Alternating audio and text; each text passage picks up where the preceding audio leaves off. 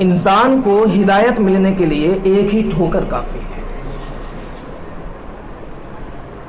ایک شخص کو زندگی بھر ٹھوکر لگتی ہے لیکن وہ راہ راست پر نہیں آتا, اور ایک شخص کو ایک مرتبہ ٹھوکر لگتی ہے, وہ اسلام کو قبول کر لیتا ہے. اس کی بہت واضح سی مثال دوں گا میں. حضرت ابراہیم بن ادھم رضی اللہ تبارک و تعالی عنہ, آپ بادشاہ ہیں, سلطنت کے امور آپ کے حوالے ہیں, تخت و تاج کے آپ مالک ہیں, رعایا آپ کی غلامی کر رہی ہے, اور پورے ملک میں آپ کا فیصلہ نافذ ہو رہا ہے. لیکن جب منصب ولایت کے لیے آپ کا انتخاب ہوا, حضرت ابراہیم بن ادھم رضی اللہ تبارک و تعالی عنہ سو رہے ہیں اپنے محل میں, اور سوتے سوتے اچانک کیا دیکھتے ہیں, کھٹ کھٹ کی آواز آ رہی ہے. ایسا محسوس ہو رہا ہے جیسے چھت پر کوئی ٹہل رہا ہو. بیدار ہوتے ہیں, آ کر کے دیکھتے ہیں آدھی رات میں آخر چھت پر کون ٹہل رہا ہے, چل کر کے دیکھا جائے. جا کر کے دیکھتے ہیں تو ایک شخص چھت پر کچھ ڈھونڈ رہا ہوتا ہے. آپ کہتے ہیں کون ہے؟ عرض کرتا ہے میں ہوں. کہتے ہیں اتنی رات میں تو چھت پر کیا ڈھونڈ رہا ہے؟ کہتا ہے اپنے اونٹ کو ڈھونڈ رہا ہوں, وہ غائب ہو گیا ہے. آپ کہتے ہیں بادشاہ کی چھت پر تجھے اونٹ ملے گا؟ کہتا ہے جب آپ پوری مملکت کے بادشاہ ہیں اور آپ کی چھت پر مجھے اونٹ نہیں مل سکتا تو اس پورے بھرے دربار میں تمہیں خدا کہاں سے ملے گا؟ پہلی ٹھوکر. ابراہیم بن ادھم خوف زدہ ہو جاتے ہیں, آ کر کے سوتے ہیں. صبح ہوتی ہے, نماز پڑھتے ہیں, دربار میں بیٹھتے ہیں. ایک مسافر تھکا آ رہا چلا آ رہا ہے. بادشاہ کہاں رہتا ہے؟ بادشاہ کا محل کہاں ہے؟ بادشاہ کہاں رہتا ہے؟ بادشاہ کا محل کہاں ہے؟ لوگوں نے بتایا بادشاہ کا محل وہ ہے. اندر آتا ہے, بادشاہ کے سامنے کھڑا ہوتا ہے, ابراہیم بن ادھم کے سامنے. ابراہیم بن ادھم کہتے ہیں اے مسافر تو پریشان دکھ رہا ہے, بتا تجھے کیا چاہیے؟ عرض کرتا ہے میں مسافر ہوں, بڑی دور سے آیا ہوں, مجھے آپ کے اس گیسٹ ہاؤس میں, اس مکان میں ایک کمرہ کرائے پر چاہیے. ابراہیم بن ادھم سوچنے پر مجبور ہو جاتے ہیں کہ بادشاہ کے محل کو رہائش گاہ بنا دیا. بادشاہ کے محل کو کہہ رہا ہے کہ یہ کمرہ کرائے پر چاہیے, کچھ دن کے لیے میں مسافر ہوں, میں رہوں گا. ابراہیم بن ادھم کہتے ہیں کہ تو میرے محل کو گیسٹ ہاؤس کہہ رہا ہے, رہائش گاہ بنا رہا ہے, آرام کی جگہ بنا رہا ہے, کیا تجھے محل میں اور آرام کی جگہ میں فرق نہیں پاتا؟ کہتا ہے آپ کب سے بادشاہ بنے؟ ابراہیم بن ادھم کہتے ہیں چند دنوں سے, چند سالوں سے, چند مہینوں سے. کہتا ہے اس کے پہلے کون؟ ابراہیم بن ادھم کہتے ہیں میرے باپ تھے. کہتا ہے ان کے پہلے کون؟ ابراہیم بن ادھم کہتے ہیں میرے دادا تھے. کہتا ہے جب آپ کے باپ ہمیشہ نہیں رہے, آپ کے دادا ہمیشہ نہیں رہے, آپ بھی ہمیشہ نہیں رہیں گے تو یہ مسافر خانہ ہی تو ہے, اس کے علاوہ کیا ہے؟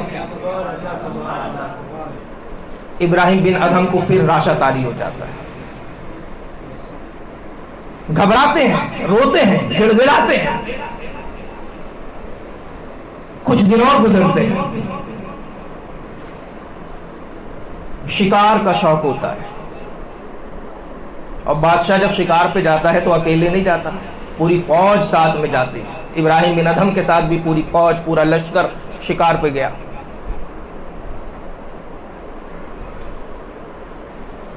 لوٹ کر کے جب آتے ہیں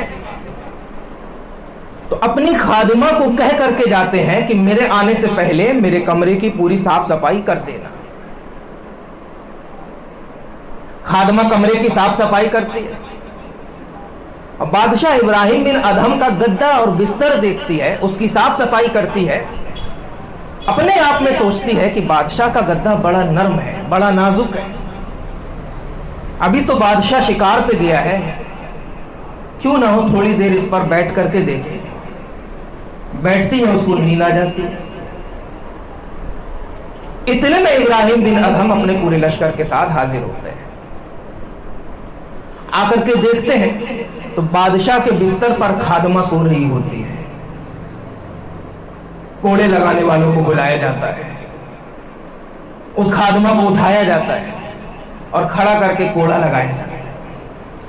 ایک کوڑے میں تو رونے کی آواز آتی ہے، دوسرے کوڑے میں رونے کی آواز آتی ہے، تیسرے چوتھے کوڑے میں رونے کی آواز آتی ہے، اور اس کے بعد جب کوڑا پڑتا ہے تو وہ خادمہ روتی نہیں ہے، اب ہنسنے لگتی ہے۔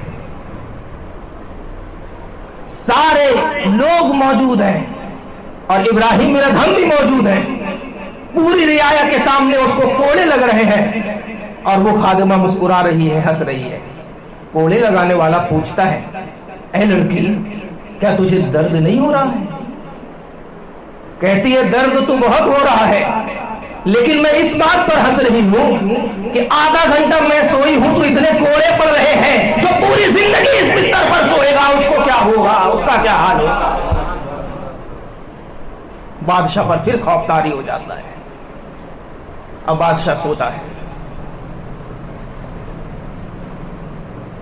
لیکن اس کو برداشت نہیں ہوا، اپنا لباس فاخرانہ اتار کر کے لوگوں کو دے دیتا ہے، بادشاہی ٹھاٹ باٹ ترک کر دیتا ہے، تخت و تاج کو لات مار دیتا ہے، پھٹا پرانا کپڑا پہن کر کے ایک گدڑی اور سوئی لے کر کے چلا جاتا ہے۔ جنگل ہے تو جنگل میں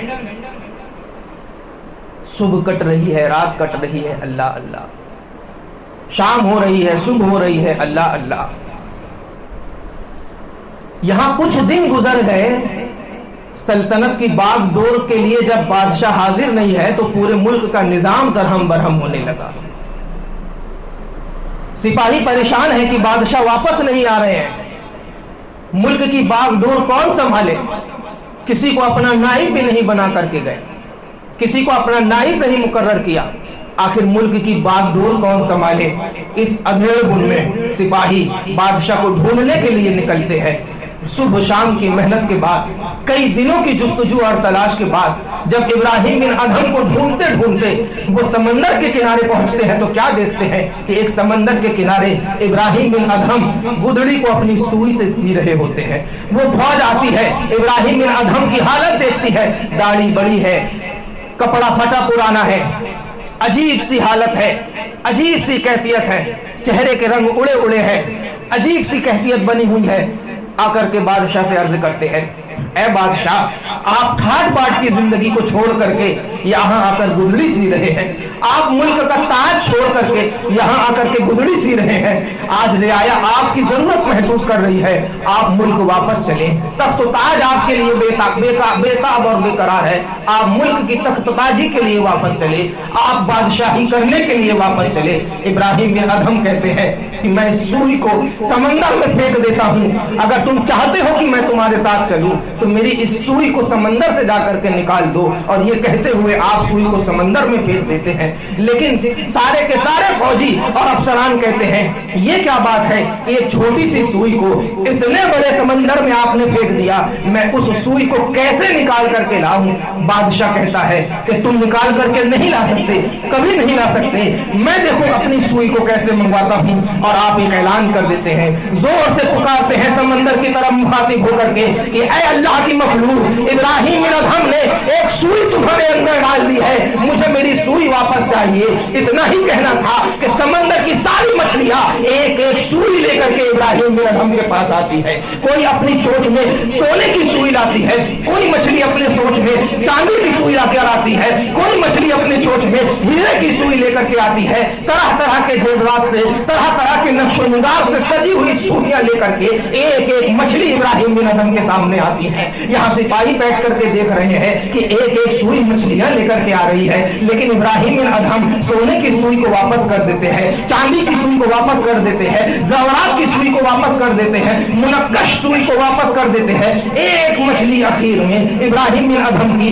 जंग लगी हुई सुई लेकर के आती है। इब्राहिम बिन अदहम उस मछली की चोंच से सुई ले लेते हैं। अब अपने सिपाही की तरफ मुखातिब होकर के कहते हैं, अब बताओ क्या अब भी मैं चलूं? तो सिपाहियों पर लर्जा तारी होता है और कहते हैं, नहीं हुजूर, जैसी आपकी मर्जी हो। तो इब्राहिम बिन अदहम कहते हैं कि तुम मुझे जिस बादशाहत की तरफ बुला रहे हो वो बादशाहत ऐसी है कि तुम उसकी रियाया हो। जिस सुई को मैं समंदर में डालता हूं तुम उस सुई को नहीं निकाल सकते, लेकिन अल्लाह ने मुझे ऐसी बादशाहत अता की है कि मैं मछलियों को हुक्म देता हूं तो मछलियां मेरी सुई लेकर के चली आती है। अब बताओ वो बादशाहत ज्यादा अच्छी है कि ये बादशाहत ज्यादा अच्छी है? ये सारे के सारे सिपाही लौट जाते हैं और इब्राहिम बिन अदहम रज़ी अल्लाह तबारक व तआला अन्हु अपनी यही फकीराना जिंदगी गुजारते हैं और अल्लाह के बहुत बड़े वली बन जाते हैं। अल्लाह की बहुत बड़ी विलायत इनके सुपुर्द कर जाती है और बेशुमार लोग आपके फजल व करम से फैज़ याब होकर के अपनी अपनी तकदीरें बनाते हुए दिखते हैं।